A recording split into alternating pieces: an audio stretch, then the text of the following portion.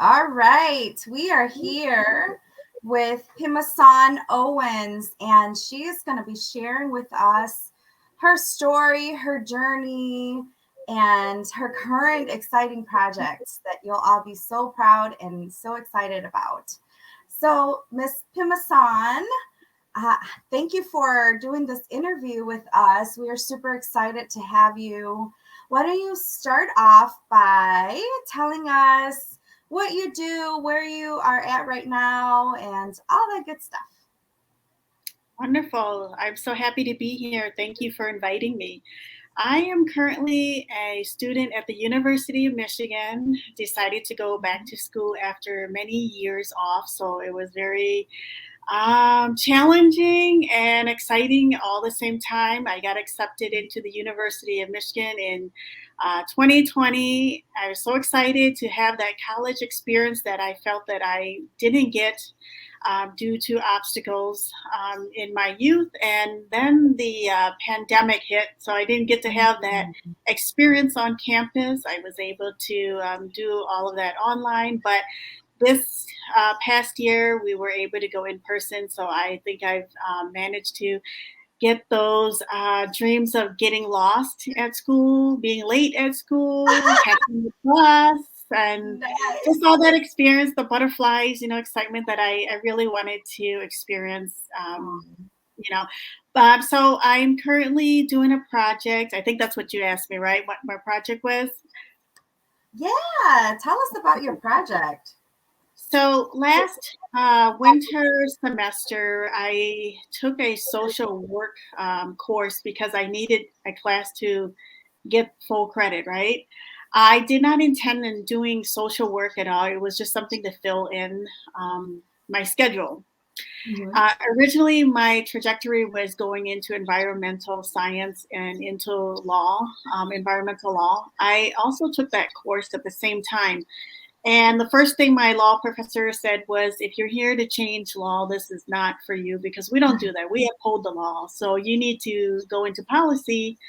And then I discovered in my social work course that I'm able to do what I wanted to do, which was to really help my community. I was able to use one of the or I think one of the course assignment was to figure out how you can be an agent of change, and what it asked was to explain to the class who you are, what your hobbies are, what you like, and how you can change the world, and what you can do to contribute to society.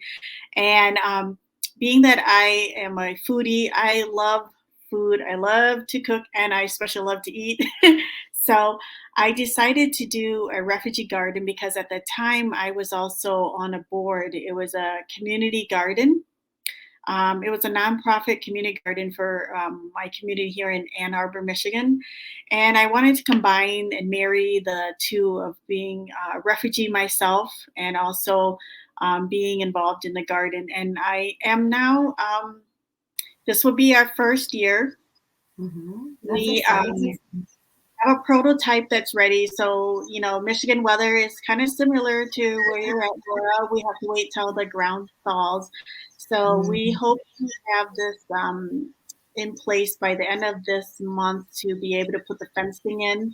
We were able to secure land, and as everybody has heard in the news, that we have refugees now from Afghanistan from last year. Yeah. So this is really made a huge impact in my community because we were able to receive about 291 individual refugees here in a short time. And I'm working with a resettlement agency, and they did an excellent job. Jewish Family Services, they did an excellent job just, getting 291 individuals in a short time Wow. housing. When housing is, very hard to Yeah. find anyway. So this is what is has inspired, and this weekend is our first meeting with the clients to discuss the garden. So the garden, what makes it different is that it is for refugees, run by refugees, because Wow. a lot of times, we always are, we come here and we get dictated what we can and can't do. a lot of times we're just waiting to hear from the authorities, and it takes time. And I think part of the healing process is being able to have agency, autonomy, and also to restore the dignity that gets lost during the refugee process of, um, Mm-hmm. crossing borders, the limitations of mobility. I think a lot of that includes our agency and being able to make decisions for ourselves. And I'm hoping the garden will be a place that will highlight our leadership skills, that we can also do that and have agency. And it's just, my motto is, we want Yeah. to provide more than just food. It's also nourishment for the soul. We want to look at it as a holistic approach. And in the meantime, we also want to be respectful of the land and use sustainable practices to keep it going for years and years to come. Wow. That is so exciting. That must be like when you look back and look at the process and the progress that you've made when you first started with just that idea in that classroom to now seeing it coming into life. Like, how does that make you feel? It feels like this is my baby. It Wow. feels like, because I've been, working on this for a whole year, Yeah. and it's about to, no pun intended, to grow as a garden. And it's just exciting to see that it is going to be impactful for a lot of people. And yeah, I'm very excited that this is happening. Definitely. That is awesome. That's awesome. Now, there has to be somewhere where this is coming from. Let's kind of go backwards now into who Phimmasone is. Where were you born? So I was born in Vientiane, back in our country of Laos, and we came here. I think it's the similar story that you hear from Lao refugees. We escaped on the Mekong. Um, for my family, it wasn't a boat. I always thought it was a boat because that's what you hear about boat people and everything. But right, and Yes. I always told everybody, "Yeah, I came by the boat. I'm one of those boat people." And then I asked my parents, and I find out we were on an inflatable tube. Like, we went on Oh, an inflatable tube, and we, crossed the border into the Lao or the Thai refugee camps. And I was very young. I was about 3 going on 4, and so I stayed in the camp about maybe 7, 8 months. yeah. Um, so when I came to United States, let me tell you, it was in Chicago, January of 1981. And, Wow. Laos is a tropical country. It's hot, it's humid. We have year-round fruit and vegetables. And come to Chicago, the windy city. We got snow. I had no idea what this white, fluffy, cold stuff was. I thought, being a 4-year-old, I died and go to heaven. It's ice cream. It's ice cream, Oh my everybody. gosh. But no, it was not. So Oh, it was very interesting. My humble backgrounds came from, I think, that experience, just having, being so young, you don't remember so much. And I think with trauma, you kind of push back some things as well. But I think I was able to remember quite a bit at a young age because of the contrast. okay. You got a contrast from weather, even, and look at the people around you. It's different. Technology is different. I mean, when I went to the airport, I thought this was the most beautiful place I've ever seen. I've never seen Wow. floors before that were shining white. I've never been on a escalator. I've seen, like, Oh the my international gosh. Yes. flags. So I've never seen this. I thought it was sensory overload for Yes. sure. So to get more into growing up, I grew up in Illinois, Rockford, Illinois, to be exact. Okay. We started in Chicago, went to Joliet, and then my dad got a job as an ESL teacher at the local high school there. And I just remember during that process, like no matter where we lived, we always found a little strip of land to grow mint. They It have to didn't. have their mints. Yes, yes, right. You know what I'm talking about. You have to have your Mhm. mint and your And cilantro peppers, gotta have the and peppers. oh, holy peppers. Yes, yes, definitely peppers. And growing up, I remember like my community, everybody was living in an apartment, to begin with. And Yeah. everybody's apartment in the parking lot, behind the cars, exhaust pipes, you'll see a garden. Even if it's a like small strip, we always had, and I think Find that's somewhere to plant. Yes. yes, I think it's part of our culture. Like we Yeah. enjoy that, and at that time in the '80s, globalization was not there. We didn't get our fresh fruits and vegetables. I remember the first time I saw fresh pho noodles, and I thought, "Oh my God, this is genius!" Like we've been using like dried, Instant had dry. to soak the noodles. Like that's the era that I came from. You had to soak the noodles. Everything was canned. If you want mango to make desserts, now it's just an explosion of globalization of a lot of these fruits and vegetables that we are accustomed to in our country, right? So this is kind of the idea of why I wanted to do the garden too, and how this shaped me is I see that it's cultural. It's part of our identity also, and that is something that I felt growing up. I was always an in between person. You try to fit in. I, was always embarrassed of badak, you know what I'm talking about, fermented fish sauce, like, and now I just love it. I just show it off, and like that's a you problem, not a me problem. Yeah, right. You should try this. It's really Yes, good. yes, Don't judge the smell. exactly.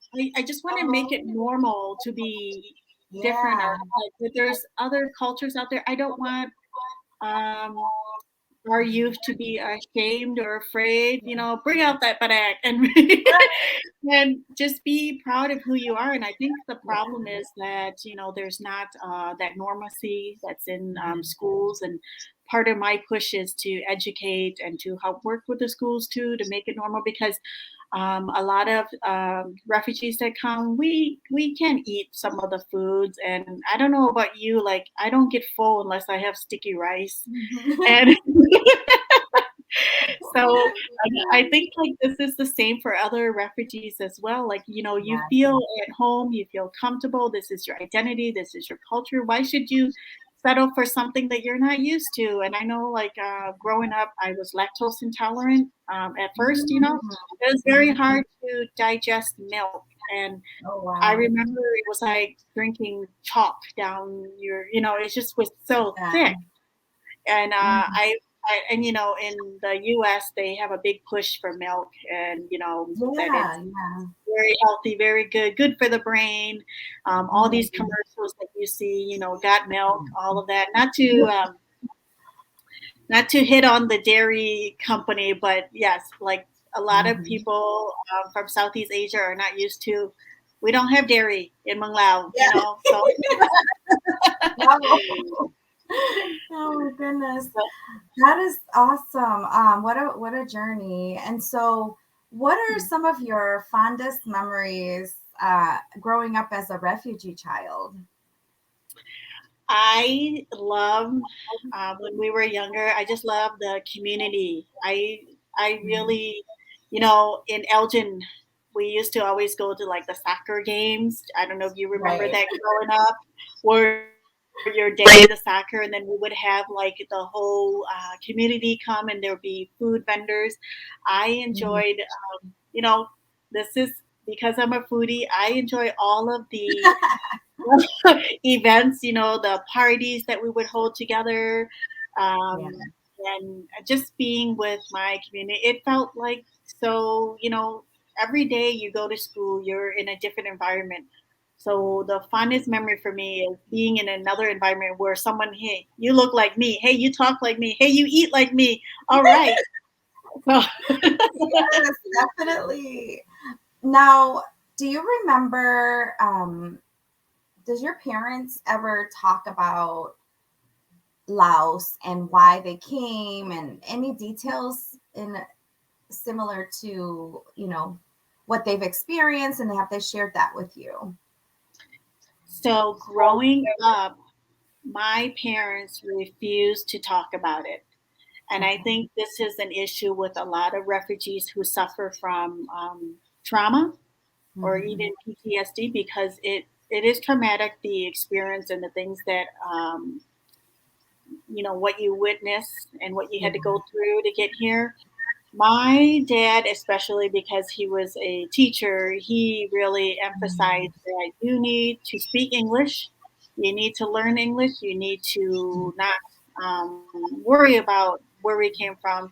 And a lot of the times I felt I still wanted to question him Hmm. because it felt like I know I have these memories. Can you just validate that these Yeah. things happened? And he wasn't really open to doing that.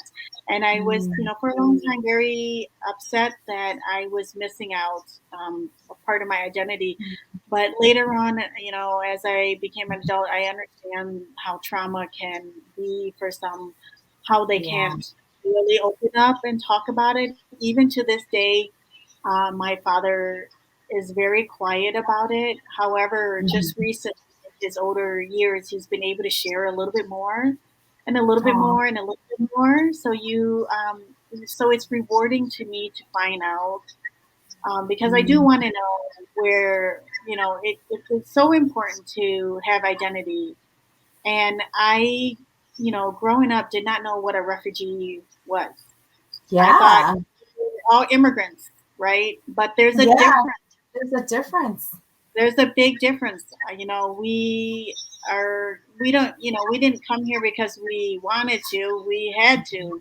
We came here Yeah. because we feared for our lives, and oftentimes we can't go back. And I didn't know that, but once I found out in my adult years what a refugee was, it did empower me to be who I am right now and to have that identity that, you know what, I don't need to owe anybody here Hmm. anything, that I Hmm. am just trying to make it, Yeah. and survive each day. And I think Right. that is, I love that I was able to find that. But yeah, to sum it up, my youth, they did not talk much about it. My mom is more open, but I get contradicting information between my Mhm. mom. So it's kind of like, the witness when you go and you have to go and Yeah. identify witness. How tall was he? Yeah. He's 5 foot. This one says he's 6 foot. I don't know. So speaking of your mother, you said she was more open about it, right? So how was it with her growing up? Because the reason I'm asking is because I wanted to kind of distinguish how men take it versus women, right? Because my Mm, mom, she left at 25, and I know growing up with my mother, she was a very quiet, like, but angry person. Like, but I didn't mm. realize the reason until I got older. Like, that's why she probably was the way she was. So, how was it with your mom that you can remember? Did she have any moments where you felt that she was under like some sort of mental stress, and it could be like the aftermath of that showed up Mm. in your childhood? Well, I could tell you that my mom is more, when I say my mom is more open, she was more detailed. Okay. Whereas my dad was more reserved and kind of kept things to himself that he didn't feel that would be important. Whereas my mom, I learned so much about the trauma, and Wow. from her telling me the story about the trauma made me understand them more and appreciate them more for what they sacrificed and did. You know, like a lot of times when people think about refugee camps. They think it's humanitarian, that it's Yeah. a safe space, that Mhm. we're saved. And I think a lot of refugees kind of go into that thinking, yes, that too, right? But the stories that my mom told me when she got to the camps were horrible. and the conditions. And these are stories that need to be told because we need to have policy change. And if nobody tells the story, it's going to be the same for other refugees. And we still have refugees now. So it's not Yeah. like it's going away. So I think it's very important. So I appreciate my mom telling me, the nitty gritty details about, certain traumas that as a child, probably not as a child you want to hear, but as Yeah, an right. adult, it made me appreciate them more. And it made me sympathize so much more, not just with my parents, but with refugees all around the world, Yeah. what. What were some of the things in specific details that you can remember that your mom shared with you? Well, I remember this part really hit hit hard. She told me that she witnessed, rape, um, the younger women who would go there unaccompanied by parents, family, or other men Mm, to protect them. So when you talk about the issue about women, there is such a disparity for women who are refugees because they are subject to um, sexual harassment. And I remember her telling me, and I won't go into too much detail, but it was horrific for her to stand yeah. by and hear and listen and be not able to do anything because you're in another country. And Mm. the authorities that were supposed to be there to protect you are the ones that are harming you. Oh, wow. And I think that, after hearing a lot of other refugee stories, I hear this too. When Mhm. you go to other countries, they're having problems with police that are, pretty much taking advantage of refugees because we have no voice, we have nowhere to go. And I think that it's important that we bring that into light so that some policies are made. Yeah. Yeah, no, definitely. Yeah, no, I also have heard, the extreme filthiness of the refugee camps. And one story that resonated, as you were mentioning the filth of the refugee camp, I remember a discussion I had with my father, like, Dad, what are all these holes on my head? And then his answer was, your skin was melting because it was so dirty in the refugee camp. He said your skin was melting and you had craters on your head. That's what left these circles and these holes on my head. And so, so Wow. I appreciate that, that wow. Mhm. So it's like this is this is something that Yes. we went through as refugees living in the filth. Like, Ah, wow, you appreciate them and what they put us through and what they brought us here, yes. for a Yes. better life. And so in reflecting with your mother, did she ever like look in awe, like look at where we came, like look how we ended up. I'm so proud of where we're at. Did she ever like share any like happy moments with you, and her decision to coming to America? I think, most, I shouldn't say not most, but at least with my mom and dad, they were very, their expressions and their language is not like for me, I would be like, look at this, but my mom and dad, I can tell they were proud when they have that, that smile, that peace that they have when they're sitting down and with no worries. That was to them the American dream, the American, what they wanted to Oh, be able to provide a home, yeah. shelter. I think the idea of having your own car and the home is very important. Mhm, In mhm. fact, when I spoke for the first time to one of the refugees here in my county, she made sure to tell me her dream was to have a home so that she can Wow. have a garden in her yard. So I think the idea of the American dream of having land ownership is very important, and I believe that my parents, when they achieved that, that was their aha moment. Like, we made it. Like, we've done it. This Aw. is what we did. And all the hours they worked overtime and the sacrifice. Having to work two jobs, four Yeah, kids, yeah. being on limited income. My mom limited English. Yeah. And I also want to say kudos to all the refugee kids out there, because something that's not discussed often is the trauma that I think Mhm. refugee kids have to have, that is different from their peers. When you go to school, everybody is like doing what they're supposed to do as appropriate for the age. For refugee kids, we're here interpreting for our parents. We're here reading their mail because we speak English at a Mhm. faster rate Mhm. and we can comprehend faster than them. And I think Yeah. having that added, um, I guess I don't want to say like just having that put on our shoulders at a young age, it's just Mhm. added stress. No Yeah. kid, I don't know any kid who at an age of 8 is able to explain to their parents that you need to pay this or the electricity is going to go out. Right. That is really traumatic to be like, oh my gosh, like mom, dad, what do we do? And Yeah. those are the kind of stress that refugee children bring to the schools. And I want to advocate for teachers to be aware of this.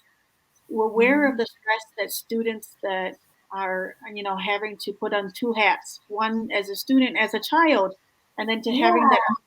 that the adult role of having to be the interpreter for their parents. I think that that was especially hard for me to do, even though my dad was he was very fluent in English, and so I was privileged to have that. But I just know that going to the grocery store or something, if I had to ask for something, I was the one who had to ask, and I was a shy kid. I didn't want to ask the man where the bathroom was,